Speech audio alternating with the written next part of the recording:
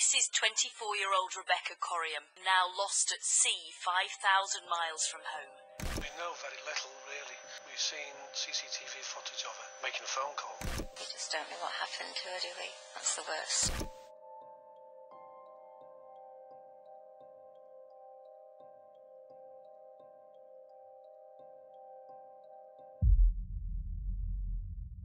Ask 100 different people what comes to mind when they hear the word Disney, and I'm willing to bet things like happiness, joy, wonder, and magic are some of the first things you'll hear. But what if I told you you might also hear the word missing, or even murder? Tonight, we're discussing the strange disappearance of Rebecca Coriam.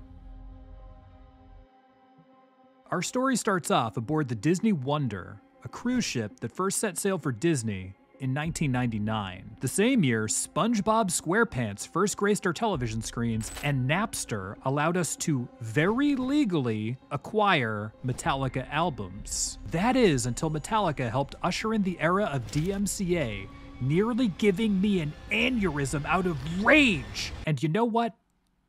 Never mind. More time taking away from the few hours we have a day to make music by talking about psychobabble bullshit. The Wonder, one of the jewels of the Disney fleet, features 11 public decks, 875 staterooms, and can accommodate up to 2,400 passengers with a crew complement of about 950 at any given time. It has pools, movie theaters, nightclubs, spa and laundry facilities, restaurants, and more aboard the ship. You could easily call this a floating Disney city at sea, and could live quite comfortably aboard for months if you really wanted to. To say then that the ship is simply massive is an incredible understatement. By comparison, the ship, like most modern cruise ships, dwarfs something like the Titanic. It's enormous. It's no wonder a job aboard a vessel like this would attract a young, outgoing sports science major from the UK named Rebecca Coriam. Coriam was 24, had recently graduated from university, and was a huge Disney fan. According to all reports I've read, she was carefree, fun-loving, and optimistic, in addition to loving Disney films. A job on the Wonder, then, sounded wonderful to her. All right, I'm done with the Wonder puns.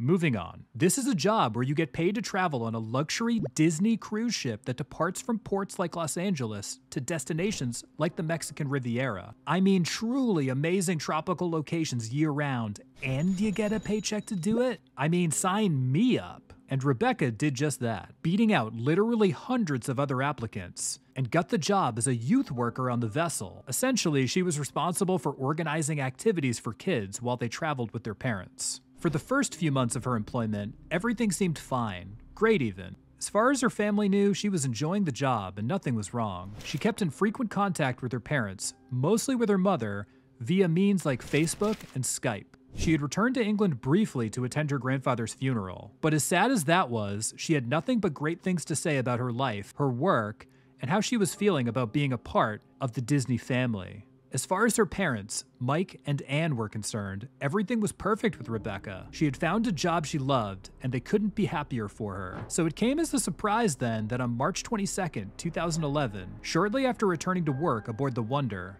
and the day after Rebecca had sent a Facebook message to her mother that had said she'd call her on the 22nd, she still had not phoned her mother. This was very out of character for Rebecca, who was typically very true to her word and in near constant contact with her family. And her mother was growing very alarmed. Something must have happened to her, her mom thought. She just had a feeling. Meanwhile, aboard the ship, which was now off the coast of Mexico after departing LA, Rebecca was supposed to be at work starting at 9 a.m., but she was nowhere to be found. The crew knew she was on board as she had checked in the day before when they had departed Los Angeles. So where was she? Again, this was very unlike Rebecca, and her fellow crew were immediately concerned. She was paged over the ship's intercom, and the crew even went to her cabin, thinking maybe she had just overslept.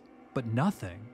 Not a trace. She either wasn't or couldn't be found. To point out something that should be reiterated here though, and it wasn't entirely uncommon for a crew member to, say, stay up late partying and fall asleep in somebody else's room, or lose track of time somewhere else on the boat. Security and ship personnel began to panic a bit, however, after reviewing some security footage. Finding Rebecca on a CCTV camera at around 5:45 a.m. in a crew area from that morning, presumably on deck 1, talking on an internal ship phone. The type of phone where you could only call somebody else who was aboard the vessel. She was wearing what appeared to be a man's shirt, as it didn't fit her properly, and she was clearly distraught about something based on her body language. She looked to be extremely upset about something, which was unlike the young Rebecca. She can be seen on the footage being asked by someone, a male crewmate passing by, if everything was all right, and she responded with a,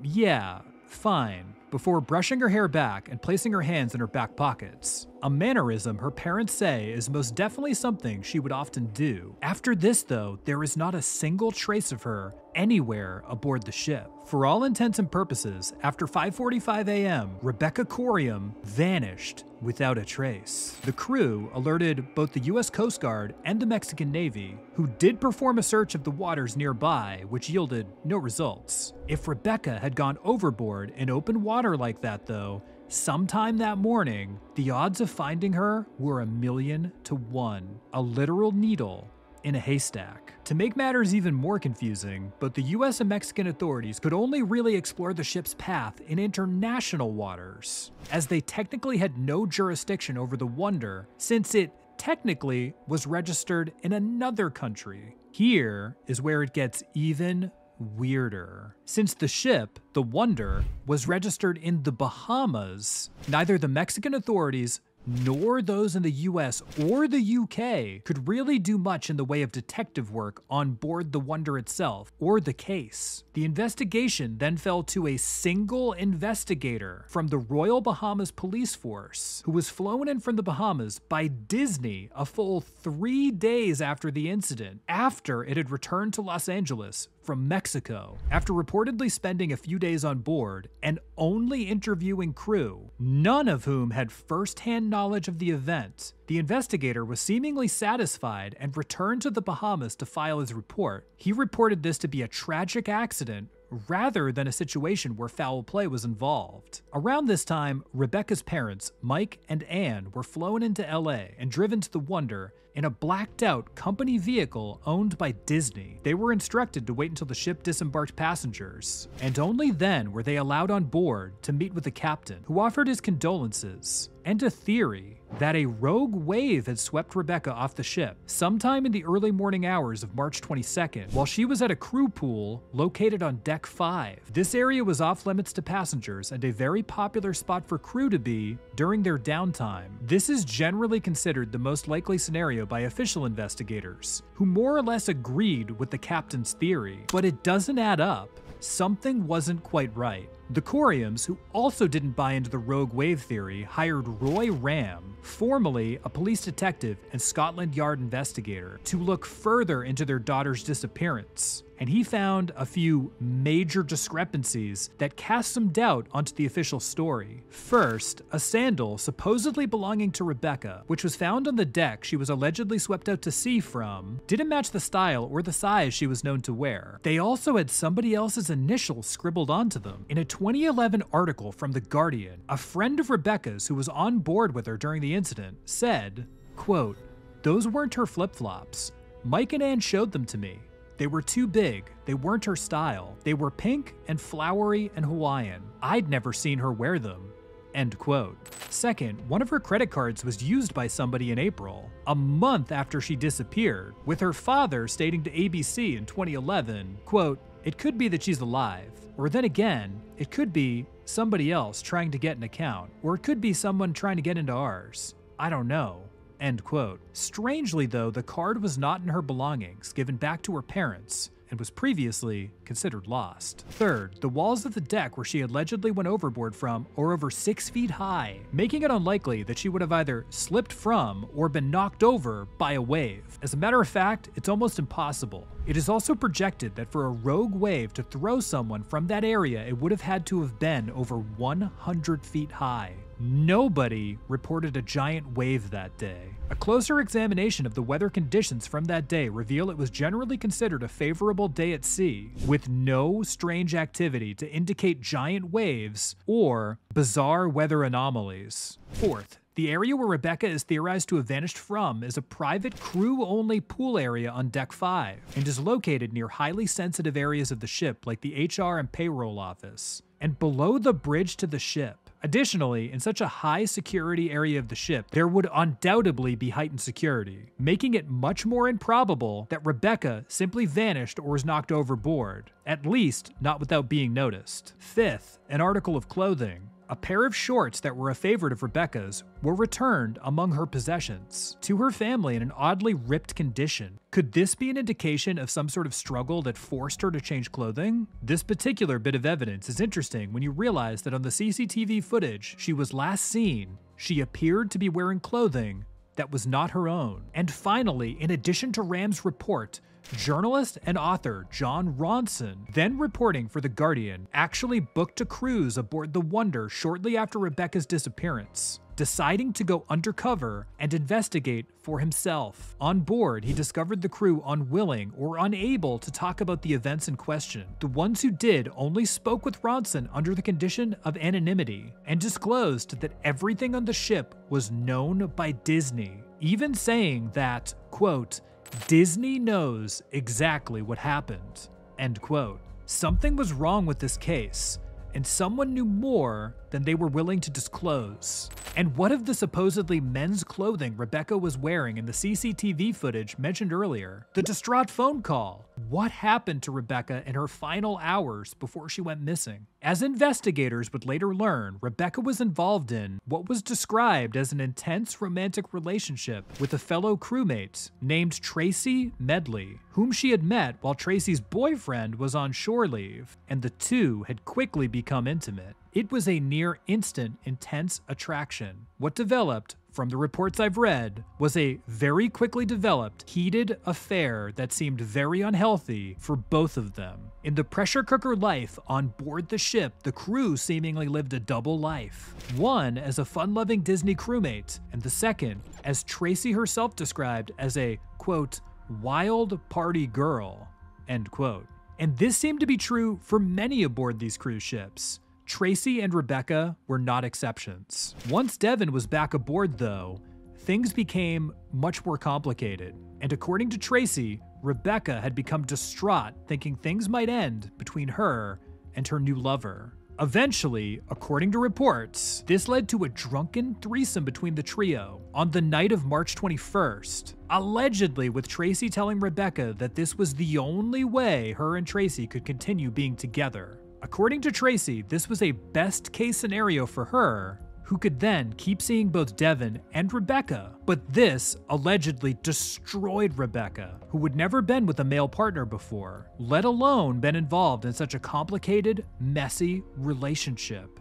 And she had grown desperate, trying to keep romance alive with Tracy, attempting to win her over. After the trio had finished, according to Tracy, Rebecca had gone to the bathroom and showered. But upon exiting the bathroom and seeing Tracy and Devon still together in bed, she said she was going out for a walk and was in obvious distress, wearing clothes given to her by Devon, which would then explain the large clothing she was seen on CCTV wearing at the time of her disappearance. This would also make Tracy and Devon among the last people to see Rebecca Coriam alive.